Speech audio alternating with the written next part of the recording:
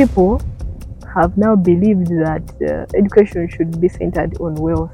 Well, we all want to be healthy, no one wants to live a miserable life, but wealth should not be the primary goal. The primary goal should be focusing on using our gifts and maximizing the potential within us.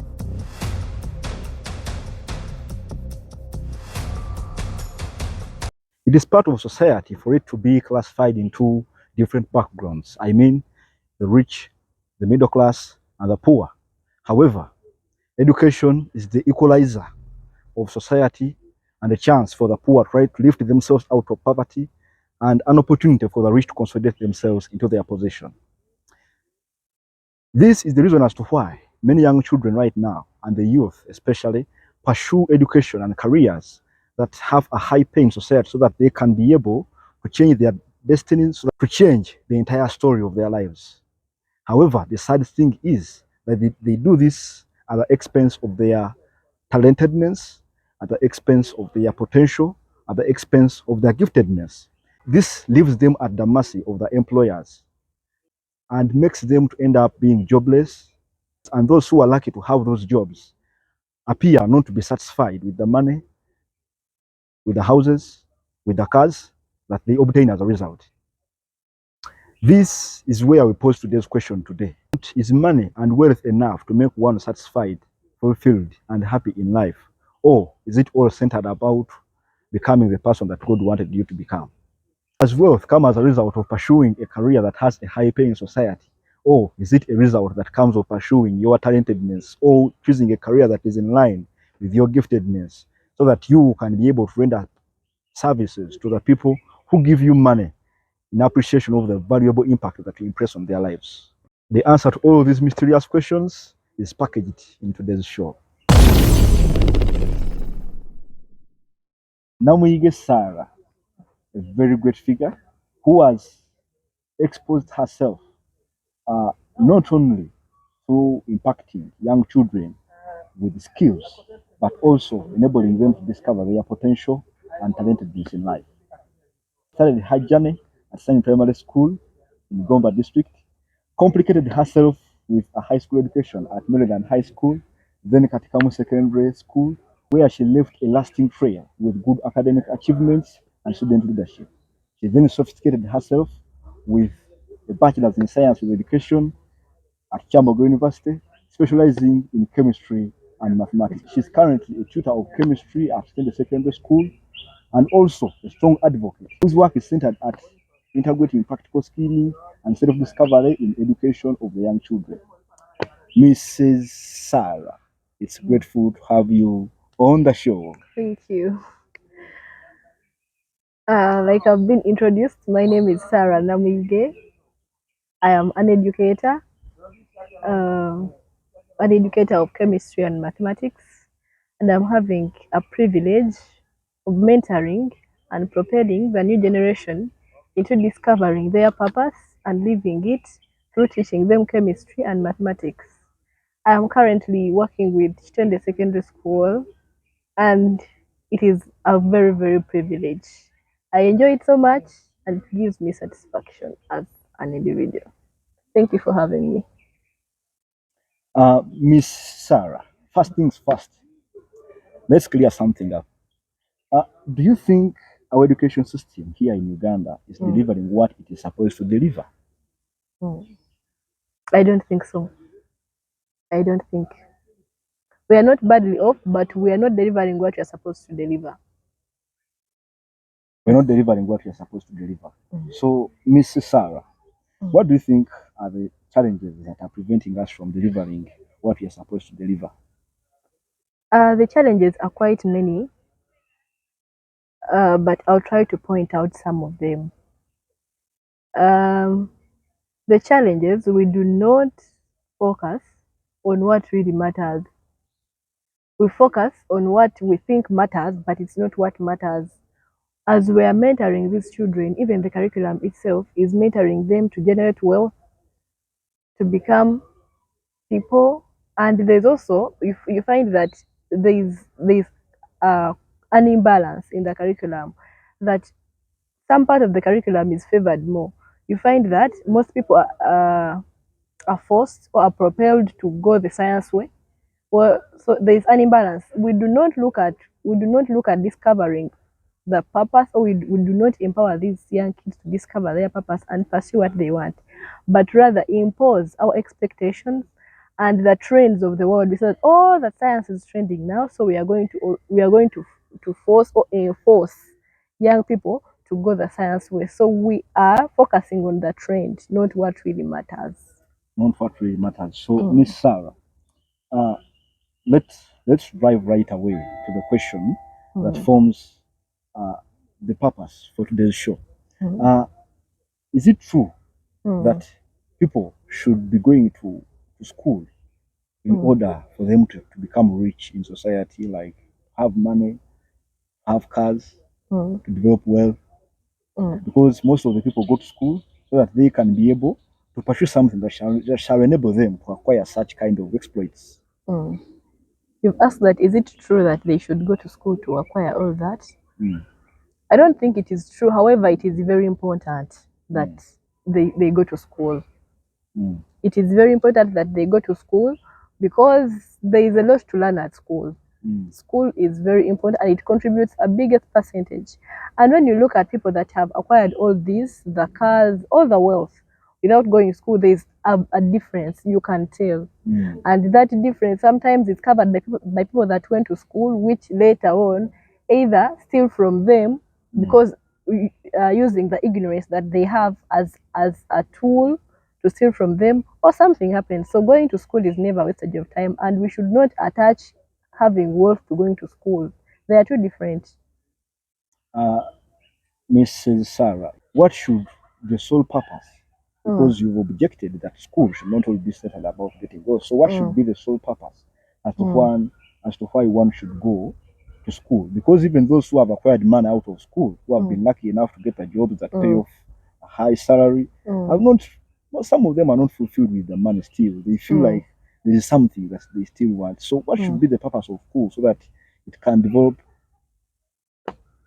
The purpose of school should be sharpening the axe. We were all created with our axes.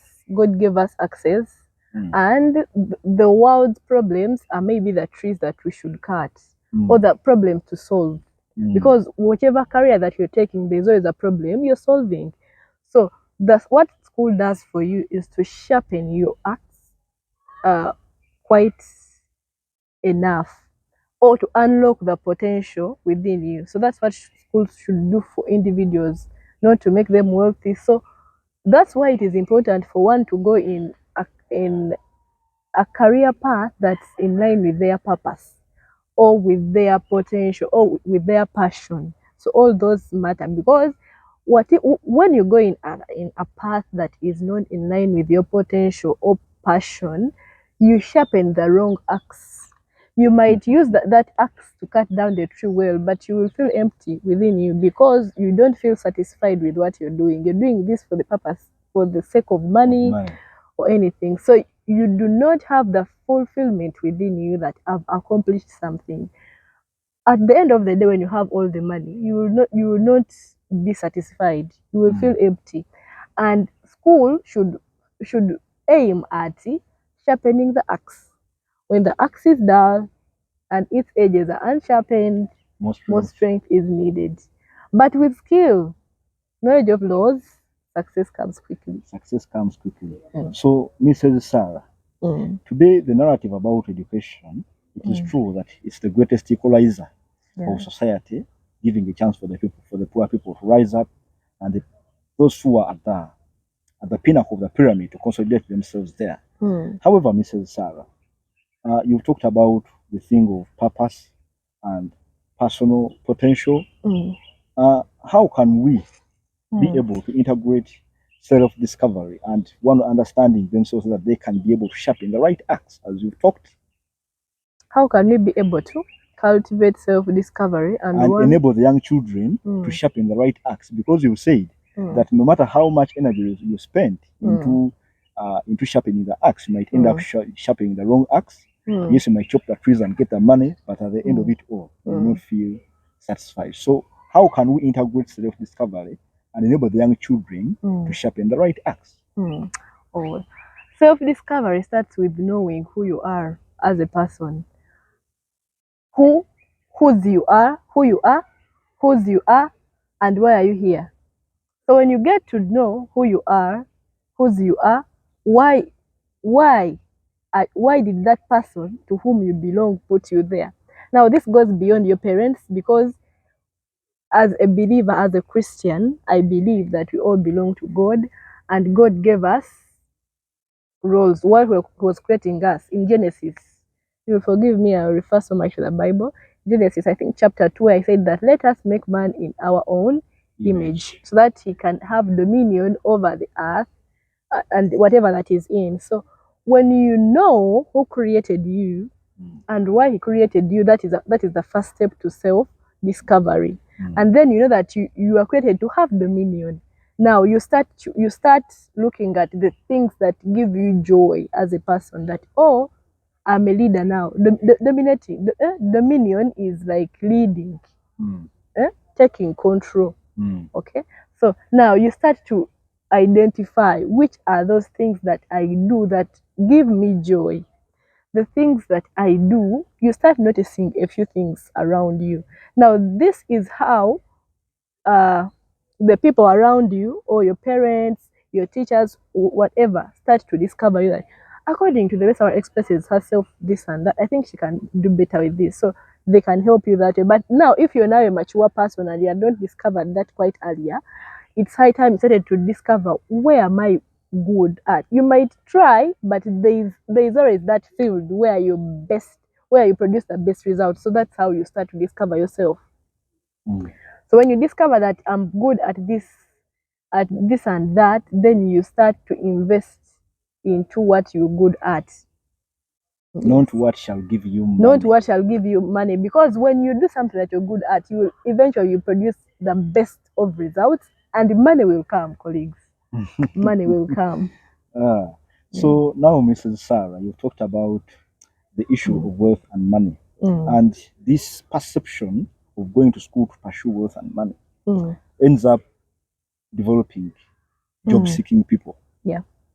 Because people are going to look for people who are going to give them money. They are not so much oriented about, like, they have something new that they can bring to society.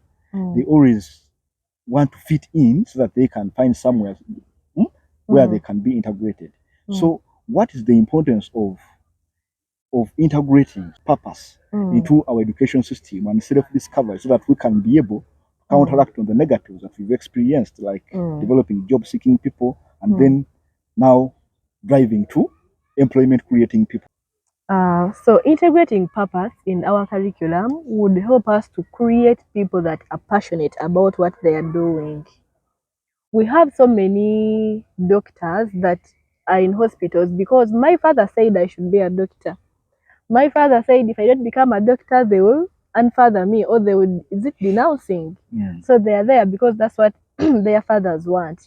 Others have gone to school but eventually did not use the degrees that they wanted to.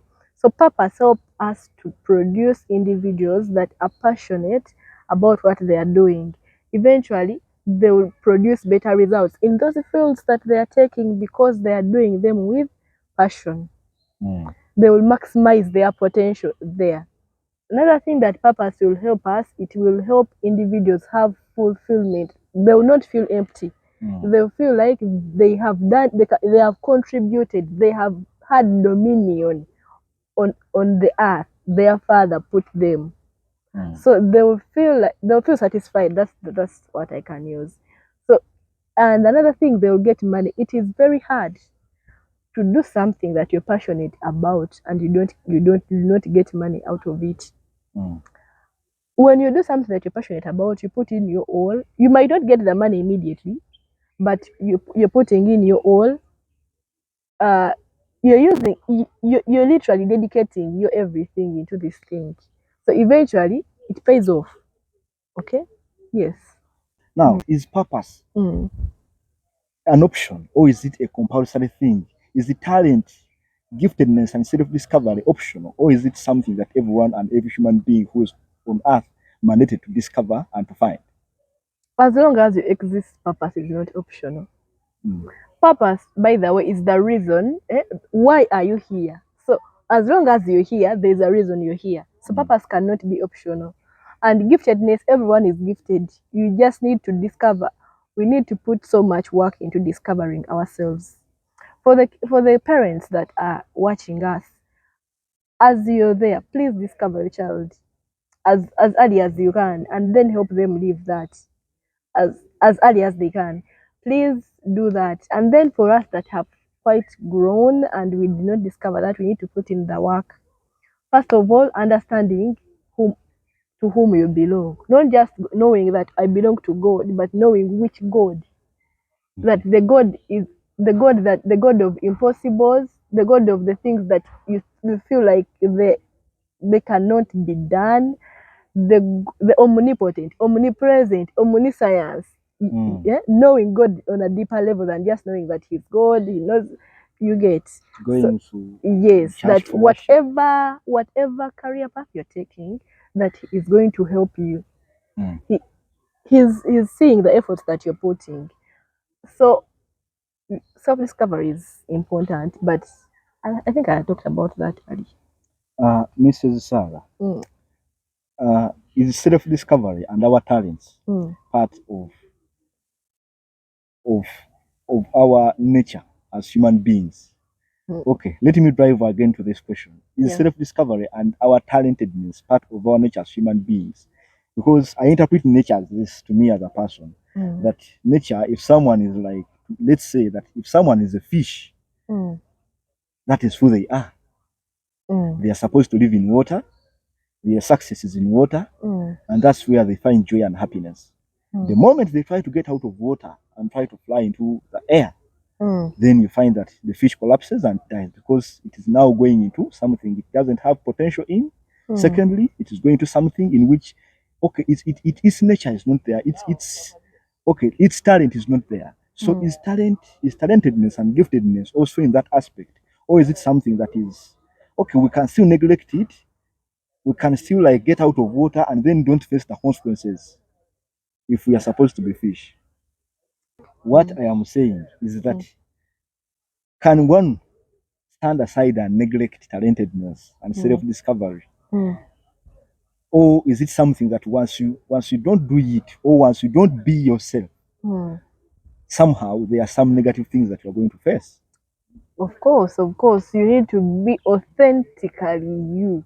You need to be authentically. The moment you neglect who you are living out, and as you are living out something that someone else might be looking for. You are maybe you neglecting the fact that, oh, I've grown up being an engineer, and because your father wants you to be a teacher, you go for teaching. But there's an engineer in you. You've neglected the best engineer that the world would be looking for. An engineer that would construct this and that. So talentedness, the talents that we have within us are not optional. We need to use them. Self-discovery is not optional. We need to discover ourselves. And by the way, you can live this life, have all the wealth, and die without using any of your talents, without discovering who you are, without. So this is deep. Is not just something small. It is something deep. So that they're not options. We need to discover who we are.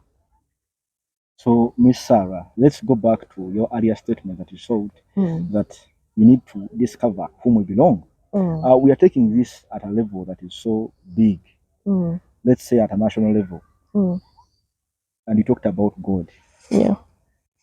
Most of the people feel like God is an exception Mm, and not that much irrelevant. Others don't accept him, mm. or basing on their religious perspective. How can we integrate God in our curriculum without creating religious biases?